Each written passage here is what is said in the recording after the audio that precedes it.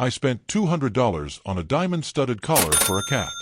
And no, it's not even my cat. Is this a standard expense? Have you ever spent a small fortune on a collar for someone else's cat? But oh, the plot thickens. My name is Charles. I'm 49 years old, and I live in Dallas.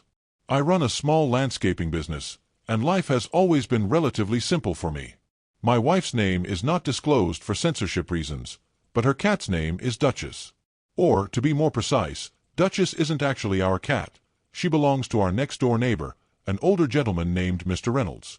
Duchess is a spoiled Persian with eyes so round and blue they look like tiny sapphire pools. She practically lives at our house because my wife insists on pampering her. Toys, gourmet food, and recently, yes, you guessed it, a diamond-studded collar.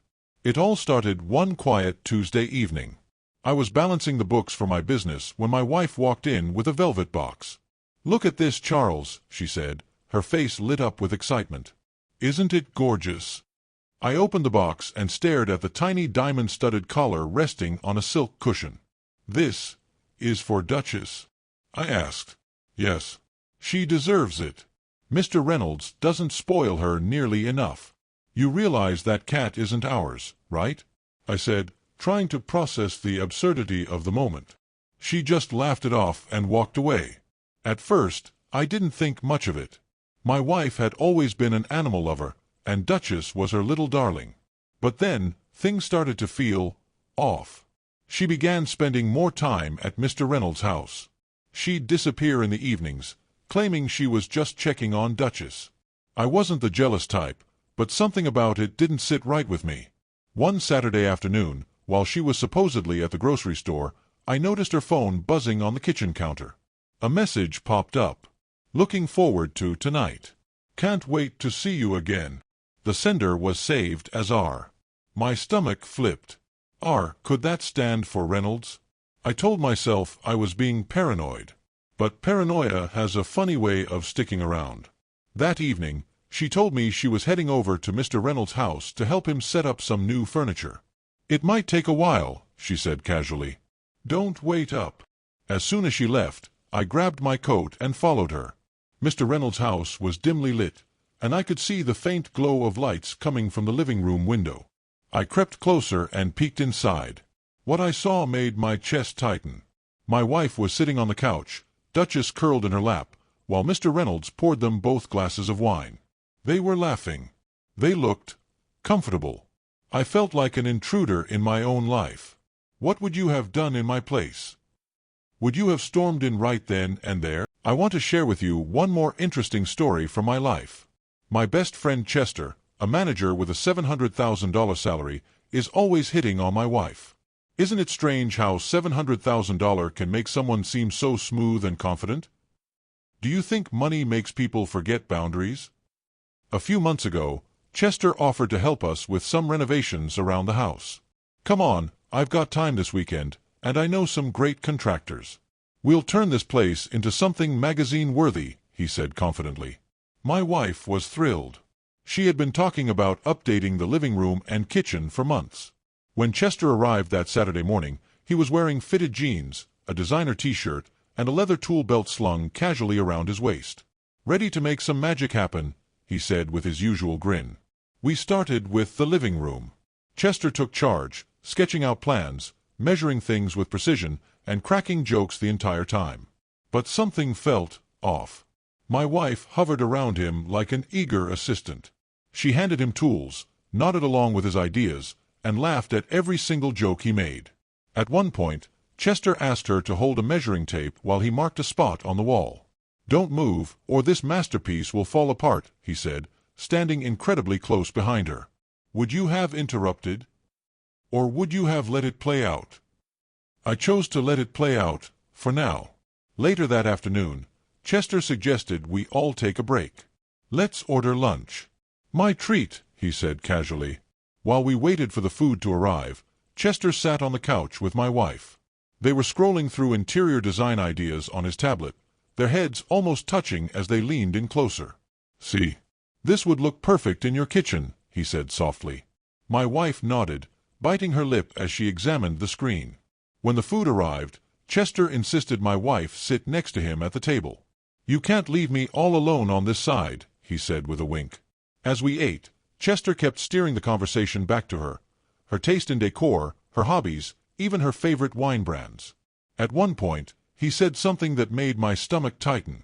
"You know, if you ever get tired of all this renovation chaos, you're welcome to escape to my place anytime." My best friend She Chester, laughed, but there was a pause before she did. $700,000 Would you have spoken up then? is always hitting Or on would my you have wife. kept quiet Isn't like I it did? strange how After lunch, $700,000 Chester can make insisted someone on seem showing my so wife smooth how to and use confident? one of his Do you expensive think power money drills. makes people forget "Come here, boundaries? let me guide your hands," A few he said, months ago, standing directly Chester behind her offered to and help wrapping us his with some arms around renovations hers. around the house. She laughed Come nervously, on, I've her got face time this flushed weekend, as he leaned and I in know close. some great I contractors. cleared my throat We'll loudly. turn this place "Everything into something okay magazine over worthy," there?" he I said asked. confidently. Chester turned My around wife casually, was thrilled. still She holding had her been hands talking on the about drill. updating the living "Just room teaching and her the kitchen art for of months. precision, my When friend," Chester he said arrived that smoothly. Saturday morning, That evening, he as was wearing Chester was fitted leaving, jeans, he a hugged my designer wife t-shirt, goodbye. and a But leather this tool time, belt he slung whispered casually something around into his her waist. ear. Ready I to couldn't make some hear it, magic happen? but whatever he said with made her his cheeks usual turn grin. pink. We After started he with left, the living room. I asked her point Chester blank, took charge, "What did Chester sketching out whisper to you plans, just now?" measuring things She with precision, hesitated. and "Nothing cracking jokes the important. entire time. He just said But he hopes something the felt renovations off. turn out great." My wife "Are you hovered sure around that's him all he said?" like an eager I assistant. pressed. She She handed him avoided tools, my gaze. nodded along "Yes, with his ideas, Mark. and Don't laughed at overthink every it. single joke he But made. how could I not? At one point, That night, Chester I lay in asked bed, her to hold a staring measuring at the tape ceiling, while every he marked the interaction spot from on the the day wall. replaying in my "Don't head. move, or this The close masterpiece will whispers, fall the apart," guiding hands, he said, the lingering glances. standing incredibly "So close tell me, behind her. have you ever Would you have invited your interrupted? best friend over to help with Or something and Would regretted you have it?" let it play out? Because I I certainly chose have. to let it play out And if for you've now. made it this far, Later that drop a afternoon, comment. I'd Chester love to hear your suggested we all thoughts. take a break. And hey, Let's if there were order any lunch. mistakes in the story, My treat, forgive me. he said We all casually. mess up sometimes, While we waited right? for the food to arrive, Chester sat on the couch with my wife. They were scrolling through interior design ideas on his tablet, their heads almost touching as they leaned in closer. "See? This would look perfect in your kitchen," he said softly. My wife nodded, biting her lip as she examined the screen. When the food arrived, Chester insisted my wife sit next to him at the table. "You can't leave me all alone on this side," he said with a wink. As we ate, Chester kept steering the conversation back to her taste in decor, her hobbies, even her favorite wine brands. At one point, he said something that made my stomach tighten. "You know, if you ever get tired of all this renovation chaos, you're welcome to escape to my place anytime." She laughed, but there was a pause before she did. "Would you have spoken up then? Or would you have kept quiet like I did?" After lunch, Chester insisted on showing my wife how to use one of his expensive power drills. "Come here, let me guide your hands," he said, standing directly behind her and wrapping his arms around hers. She laughed nervously, her face flushed as he leaned in close. I cleared my throat loudly. "Everything okay over there?" I asked. Chester turned around casually, still holding her hands on the drill.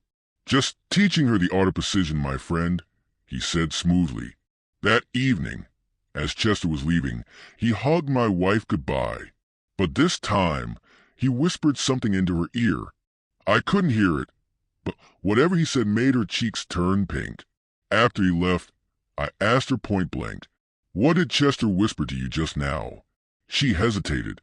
"Nothing important. He just said he hopes the renovations turn out great." "Are you sure that's all he said?" I pressed. She avoided my gaze. "Yes, Mark. Don't overthink it. But how could I not?" That night, I lay in bed, staring at the ceiling, every interaction from the day replaying in my head. The close whispers, the guiding hands, the lingering glances. So tell me, have you ever invited your best friend over to help with something and regretted it? Because I certainly have. And if you've made it this far, drop a comment. I'd love to hear your thoughts. And hey, if there were any mistakes in the story, forgive me. We all mess up sometimes, right? Subscribe to hear new interesting stories and find out how much money women spend.